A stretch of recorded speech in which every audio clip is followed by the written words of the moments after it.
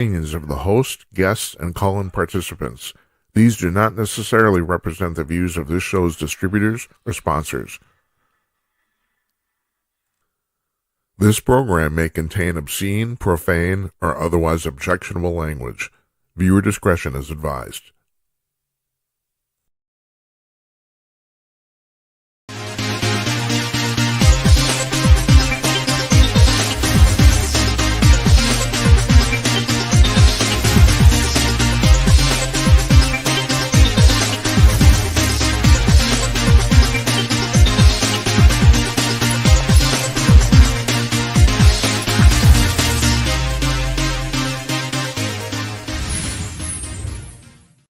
Howdy-ho, everybody. Coming to you cordless from glamorous Minneapolis. It's Thursday night, August 6th, 2026. I am Jim Peters, and welcome to another edition of Jim Peters at Night. This is episode number 375, if you're keeping score at home. And yes, I'll confirm it, I'm still fat. Okay, I'm laughing because our guest didn't show up for tonight, so you're going to have to just dealing with me. I won't get into it, whatever. I'll just tell you, I will tell you on an up note here. I don't like to be completely negative. We had a great day in Minneapolis today. It was about 82, 83. Weather's been fantastic. I mean, I don't know if it's going to be the hottest summer on record technically, but I know we've already busted the record for the number of 90-degree days this summer, and there's a whole month to go. So, but yeah, we had a wonderful day today. So what do you want to know? I'll tell you what you want to know. Well, you already know this. El Said, Abdul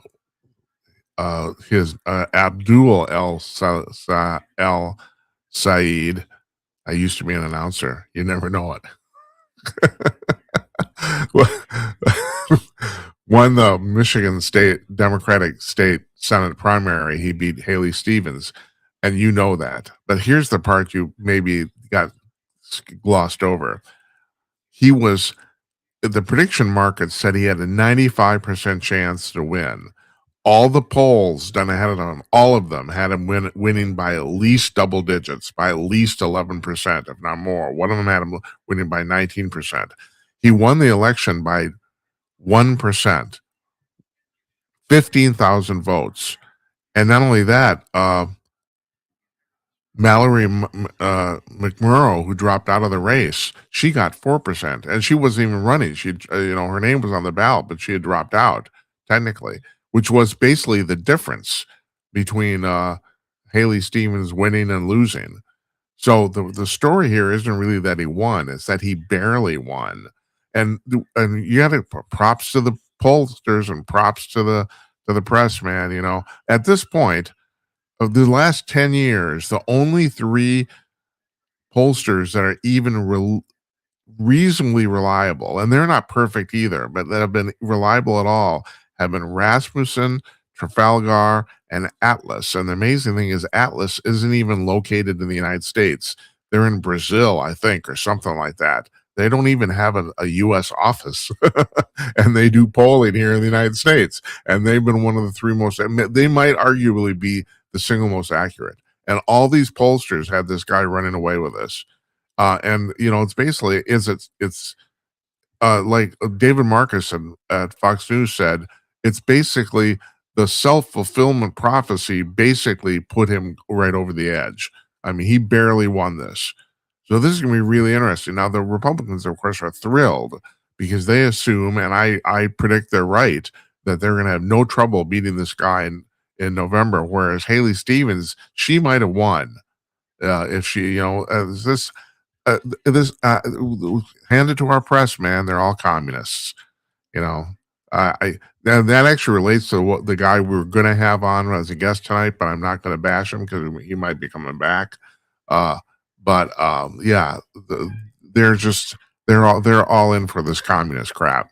I just don't believe it. It's unbelievable. Oh, another statistic here, and this was kind of important too. Haley Stevens won Wayne County, which is the city of Detroit. And usually, this has been going on for 2,000 years. I mean, even the Romans noticed this.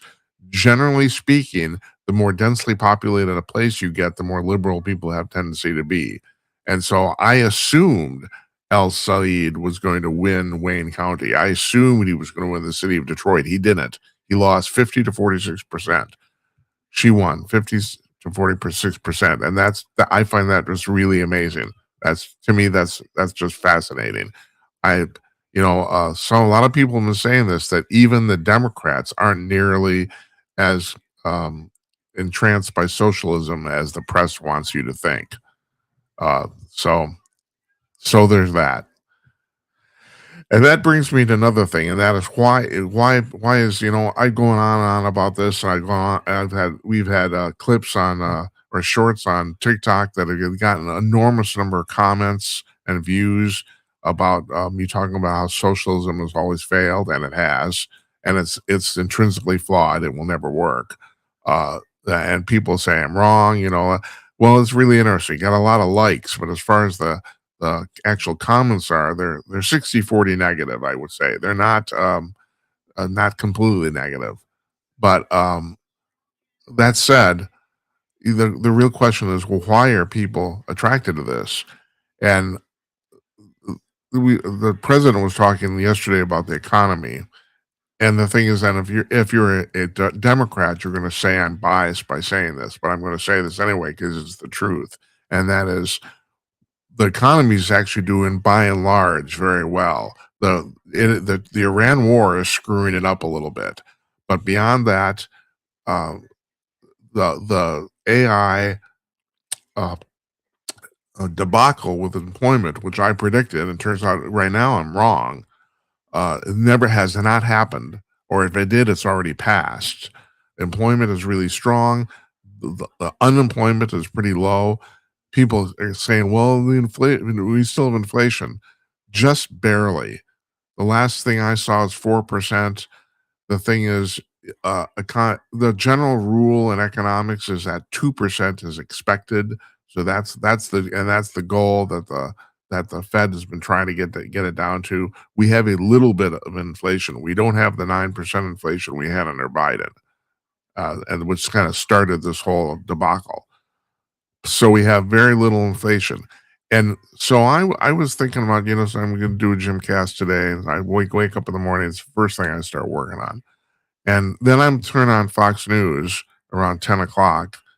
And they're talking, turns out they were thinking the same thing I was thinking about, or they're talking about it. And that is, maybe the problem isn't the economy. Maybe the problem is expectations. I mean, we have, there's a whole group of Gen Z people and even Gen X people, millennials, who think, the boomers have screwed them. And in the past, I've said that's basically true. I have. But, that still doesn't really account for expectations. We have a lot of people that have a college system here in the United States that is now turning out college graduates almost like a diploma mill. I mean, at this point, it's virtually impossible not to get a bachelor's degree. You put in the time, you're going to get a bachelor's degree. It doesn't matter how well you did. It just, and that's almost true pretty much for master's degrees too. It's a little harder to get a doctorate, but regular degrees are a dime a dozen. And at this point, they're meaningless. And so you got a whole bunch of kids who graduated from college. And actually, the other thing is, statistically, they're uneducated. I mean, I've talked about this before too. The statistics regarding high school graduates and what they know is way down, and the fact that there are people enter college right now who need remedial reading and math skills. They have to go to remedial classes. I mean, we have the Gen Z can talk all they want, but they're not particularly educated. I don't know if that's also translates to the fact they're not smart. I'm not going to go there, but I can tell you statistically, they're not particularly educated. And so they get out of college, they get their bachelor's degree, and it seems like all of a sudden they want to start as a vice president of some company. I mean, I'm exaggerating here. I am. And actually extrapolating mostly. I mean, that actually does happen, but not as, it's not normal. But the fact of the matter is these kids, for lack of a better term, are getting out of college and they're expecting to get really good salaries at 25 to 26 years old. Why? What have you done? It's like, And not to mention the fact, like I said, I think they're objectively, I don't think this, statistics show that they're objectively not as educated as the previous generations, even though they graduated from college. So, maybe the problem isn't the economy. Maybe the problem is your expectation. Now, like I said, we got some weird stuff going on here because of this war. Gas prices are still not low. I mean, they before the war started, they were like at 250, which is fantastic. Now they're still above $4. People, that's obviously, that immediately hits people's pocketbook. So, I mean, there is that stuff. So I'm not gonna completely say that people don't have a complaint. They don't. Or I'm not going to say they do. But whether it's like, if you're not making enough money, maybe that's your problem. You know, I just and then okay, so then will socialism will save me. It will appear that socialism would save you. You'd think that it won't. It won't, because the promises never happen ever. They don't. You're talking about free stuff, rent freeze, all this sort of stuff. None of this stuff actually makes any basic economic sense. I mean, even freezing the rent. So, what happens if you freeze the rent? The um, landlords raise the rent to account for inflation and the market, to take care of repairs and stuff like that. Now, granted, of course, they're making a profit. That's the idea, you know. But especially in like the city of New York, where there's literally millions of apartments, people compete for renters, and so therefore you can assume the market is pretty well.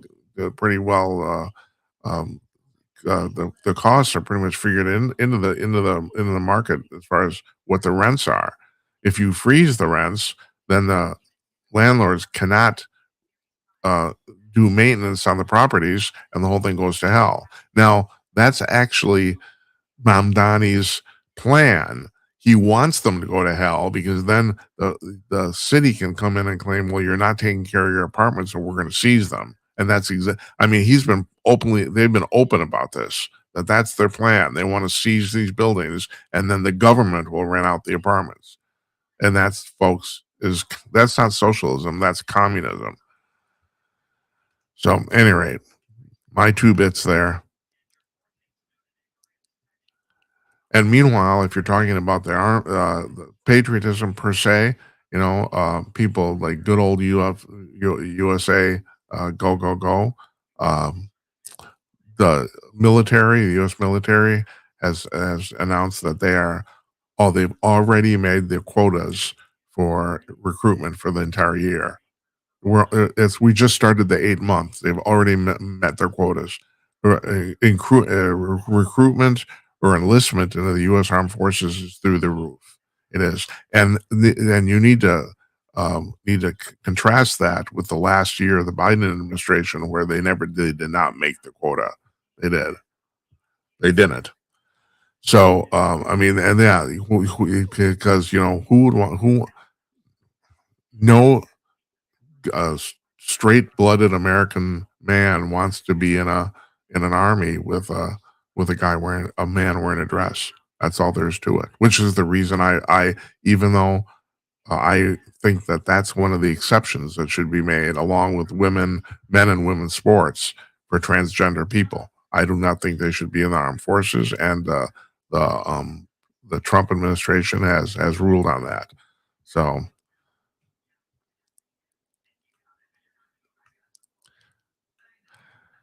Kim Jong-un, the uh, dictator of North Korea, has not been seen in public in 2 months, and nobody knows why. Although it's been speculated, and I put this it's been speculated that one reason is that because it's been like in the upper 90s in Pyongyang in North Korea there, and that, yeah, because of his corpulent size, he's uncomfortable. Maybe that's true. And speaking of corpulent, let's talk about the president. So Rosie O'Donnell was on a podcast. I just can't. I don't understand this. I just don't. These people like her, they so fervently hate this guy. Don't get me wrong. I understand if you don't like him. I understand, but that's not what we're talking about here. Trump derangement syndrome is a very real thing. These people, they have even revolved their lives around hatred for this guy. I don't understand this at all. But anyway, she thinks Trump is on his last leg physically. She thinks he's going to die. And the contrast to that is this last weekend, what, 4 or 5 days ago, he won the seniors tournament at the Bedminster golf course. Now he owns it, but still, he won it not only fair and square, but it's highly documented. There were no what's the word I'm looking for? Mulligans or gimme putts or any of that sort of stuff. He shot a 200 par 70. He shot a 200 par 70 to win the turn. He won his own tournament. Well, in the senior division anyway. Uh yeah, I can't shoot 70. So yeah, I don't know, man. Rosie, I don't know if you're right on this. I don't. Now, I've said this before too. I do see what I see in the president, and I know he would not admit it in a million years, but I see it. I see permanent sleep deprivation. I do see that. Because I know the signs of that because years ago I suffered from it myself. So I understand how that works, and it's like an alcoholic can spot other alcoholics miles away. Same here. I can spot somebody with sleep deprivation, and he's got it. I'll just say that doesn't want me. I'm sure he's not happy that I'd say that. I don't care.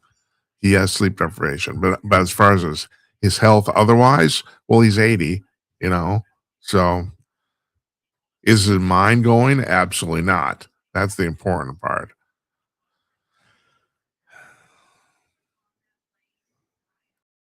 I want to get back to this thing about men and women's sports. So Sophie Cunningham from the Indiana Fever is getting who is statistically the second best uh, player in the WNBA next to Caitlin Clark is getting a lot of crap for coming out for saying she doesn't want men or trans women or whatever you want to call them in the WNBA. Even though a lot of the coaches have come out saying they're for it, even though one of the coaches very famously said, "But not my job."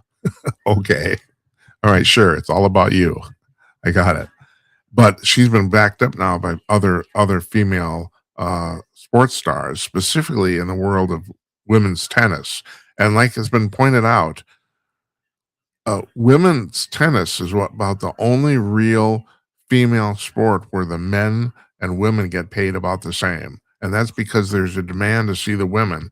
But like Serena Williams said, the thing is, it's the women's game is so much different than the men's game. It's almost a different sport. She's pointed this out.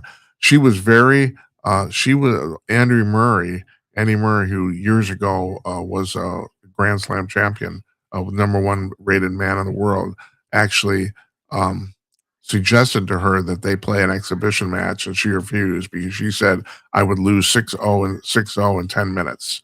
That's what she said.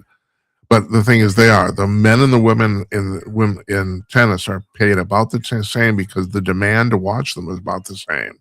But it's a completely different sport. The men, it's a power thing for them, power serving. Which is mostly strength, and the women's game is based much more on finesse. And I've said this too. I'm a volleyball fan.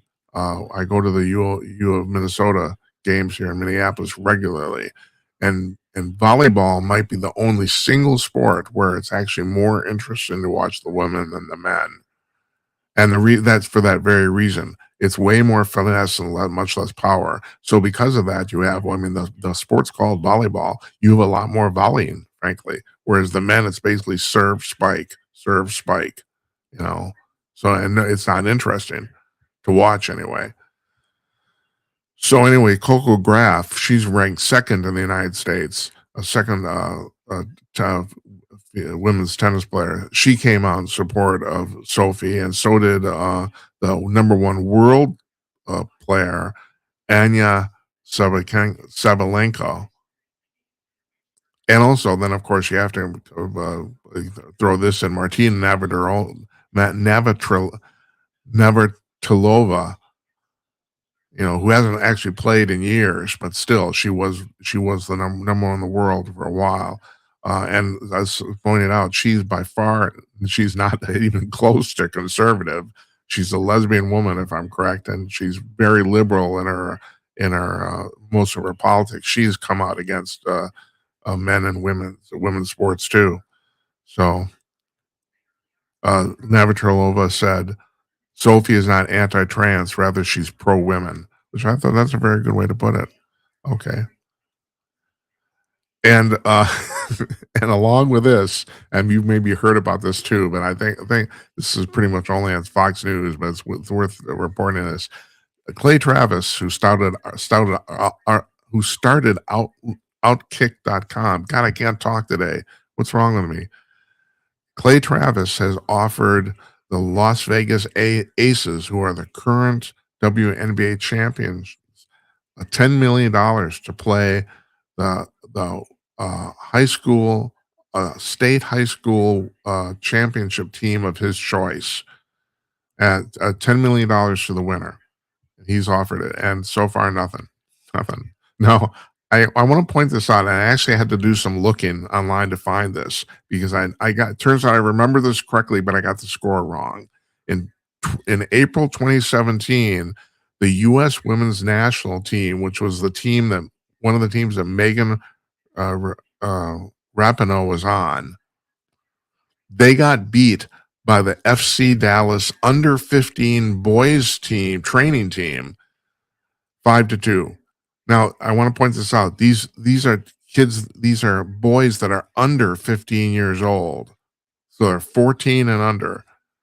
And they beat the women's national U.S. soccer team 5-2. 14-year-old boys. Got that? So you're going to tell me there's no difference between men and women in sports, huh? Yeah. In Switzerland, they did that same sort of thing, except in Switzerland, the women's team, and this is the score I remember, they lost 7-1. So that was under 15 boys too. Okay, fine. All right. There's a bunch of Ukrainian astronomers who said they have photographed UFOs on the surface of the moon, and they did it through a very unusual process. They used a camera that shot 20 frames per second, and that then hooked up to a telescope, and I think it was also infrared, if I'm right. I'm sketchy on the details on that, but they used a very unusual process. But they have They say they've even released some of them to the public, to the press. They have photographs of this stuff, of these UFOs. Some of them they say are running around the surface of the moon. Some of them are stationary above the moon, almost like they're tethered, and then they just regular UFOs flying around. They say they photographed like 20 of them. This is ridiculous, and they put out a peer review paper. The paper has not been peer reviewed yet, but they released it along with the photos. So, and they're quite convinced. They concluded this is extraterrestrial technology, because it's certainly not our technology. Now, concurrent with this, just this weekend or a couple days ago, I think it was Tuesday or Wednesday, SpaceX deliberately crashed one of their booster rockets onto the lunar surface and created a giant crater. 90 feet across, I think, something like that. But that's not the real story here. No one picked up on the real story. We've had seismic measurement tools on the moon since Apollo 11. We have, I don't know if there's dozens, but there's like at least a couple dozen all over the moon. And not only that, we're not the only country that's put them there too, even though they were the only ones that sent manned missions. I think China has some. Japan, even Israel, I think, has one. Seismic data to collect seismic data, and all the seismic data they've gotten from the moon seems to conclude that the moon is hollow. At this point, this is a verified fact or statistic. There's so many measurements done that The way this started is when Apollo 11 actually put down the first seismic measurement thing, uh, and they measured the when the lunar module thrust stage fell back onto the moon and crashed back onto the moon. That was the first thing they measured, and they said the inside of the moon rang like a bell for an hour, and every single time this test has been done, which I assume happened with the SpaceX thing a couple days ago too, they've got the same result. Though it appears the moon is hollow. Now you tell me about how a small planet, now it's small but still a planet, or a planetary body. How does that end up hollow? The other thing is the moon's orbit is the single most perfect orbit of any body in our solar system. It's exactly circular, and it goes around exactly one, or the moon revolves on its axis exactly one orbit around the Earth. It's exact. It hasn't changed in like thousands of years. What the hell is that all about? Well, there's a lot of people who think the answer is that the moon is a alien UFO, alien base, and that there's aliens working inside of it. That's what a lot of people think. And based on these weird statistics, it it's that's not beyond the realm of possibility. It isn't. Not to mention the fact. All right, so these Ukrainian scientists saw these UFOs. There have been photographs, and you can even, if you have a really powerful telescope, apparently you can see this stuff. There's some weird, really, really weird stuff on the lunar surface, like towers and stuff that you can't imagine would be like normal. So I don't know. So along with this, there's now people saying Robert Bigelow, the guy who owned the Skinwalker Ranch and has been involved in the UFO thing for years and years.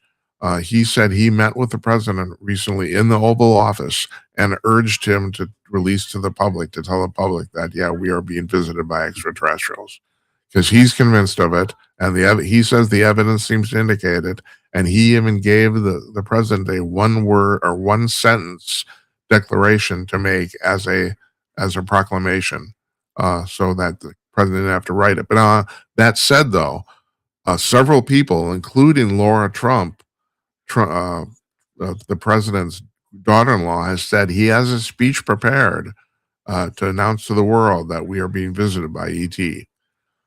Now, a lot of people think this is going to happen like the next few days. A lot of people also thought it was going to happen on July 9th, which was the anniversary of Roswell. I don't think it's going to. I think this will happen 2 weeks before he leaves office in January 29. That's what I think. I don't think he'll do it before then. It's too distracting, and also he will get crap for doing it. Just because it's Trump. I'm going full circular here, going back to the Rosie O'Donnell here. People won't believe it just because it's him, So there's that too. I've said this. I was talking to Jason Borg on this program last week about the fact that I think what's going to happen is that all these data dumps that the Department of War is making regarding the ETs or the UFO situation, no one's admitted there's ETs yet, but I think at some point, hidden, not even hidden, just in one of these dumps, there will be a smoking gun about the fact that, yeah, we're definitely being visited. That's what's going to happen here. And Popular Science is recording. Oh my God, I forgot what city is this in? Hold on a second. Let me look.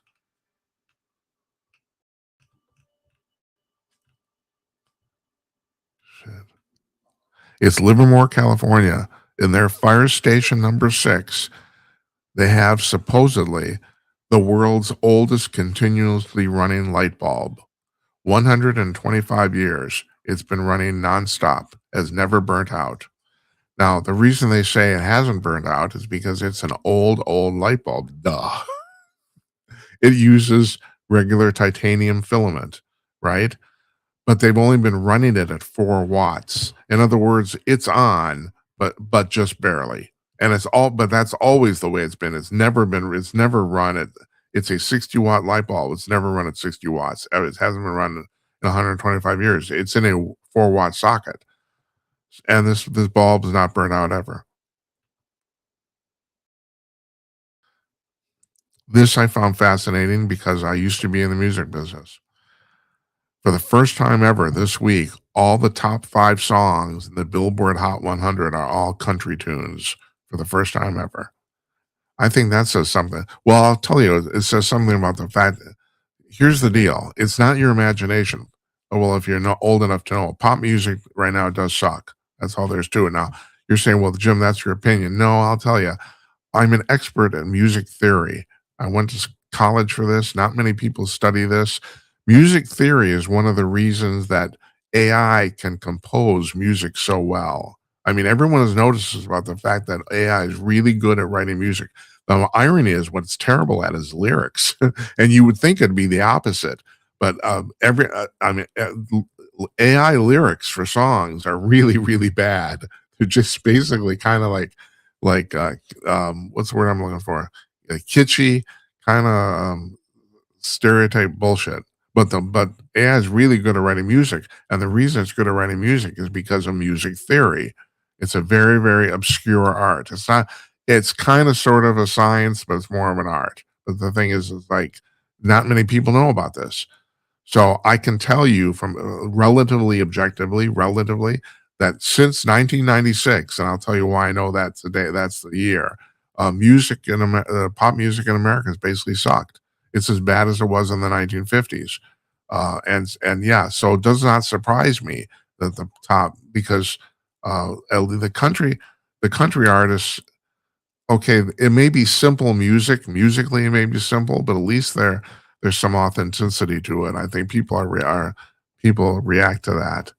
Um, whereas, and then as all these women bitching and moaning about the fact that men are taking over the world. Well, if you notice, pop music, in regular pop music, and also rap and hip hop too, almost all the artists now, prominent artists, are females, and not that that's bad per se, but one of the reasons is because people like looking at naked women.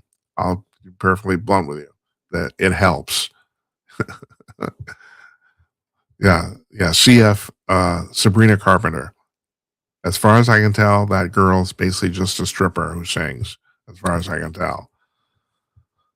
But yeah, the reason I mentioned 1996 is because I was a DJ until 1995. I got into the business in 1995, and of course, as most of my life, I got out before there was big money, you know. But I was getting older too. So 1996, I talked to one of my DJ friends, Bob, and I was talking to him. I said, "Well, Bob, what happened to the music this year? It's kind of lame." And he says, "Yeah, it's lame, but it'll come back." And he said, "Yeah, it was lame. It never came back." It never did. We're 30 years in now. Although someone just mentioned recently, and this is interesting to notice too. You may not have noticed it. After 30 years now, and that's uh, rap is kind of started a slow demise. You don't hear much about it or of it anymore, which I find kind of interesting too. So, at any rate. But yeah, all the top 5 songs on the Billboard 100 this week are all country tunes. And finally, I'll end with this. The New York Post says that shrinking Jim penis is a real thing. Not Jim Peters, Jim penis. And I got to tell you, I didn't read the article, just the headline, because it amused me. Yeah, I know. It's like they're saying if you work out a lot, yeah, your penis will shrink. And I'll tell you what the antidote to that is: don't work out. So I quit working out like 5 years ago.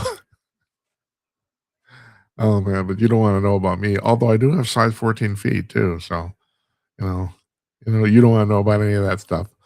So we did 34 minutes here without a guest. Holy Christ, how do we do that? All right, so I don't know where our guest is going to be on Monday either. It's summer. I'm having a hard time getting a hold of people. People on vacation. I could just can this, but no, I'm not gonna. We're gonna power through.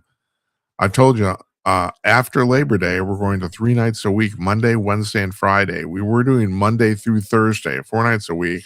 But to be blunt, we usually missed one night for some reason or another. usually.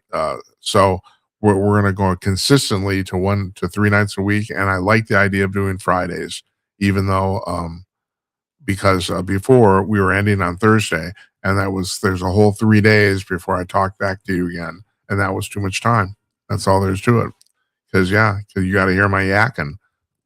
That's what you got to hear. So I don't know who the guests are going to be next week. I don't know what the temperatures are going to be. I don't know what the temperatures are going to be where you live. I don't know if you're going to sleep well. I hope you do. I really do. And I hope it's nice where you're at. I hope here too. Well, I'm a little tired, a little cry, a little tired, a little tear. Good night, Uncle Donnie, wherever you are. Good night to you, wherever you may be. We'll see you on Monday, folks. Come hell or high water, and what happens. You have a nice weekend, all right? We'll see you.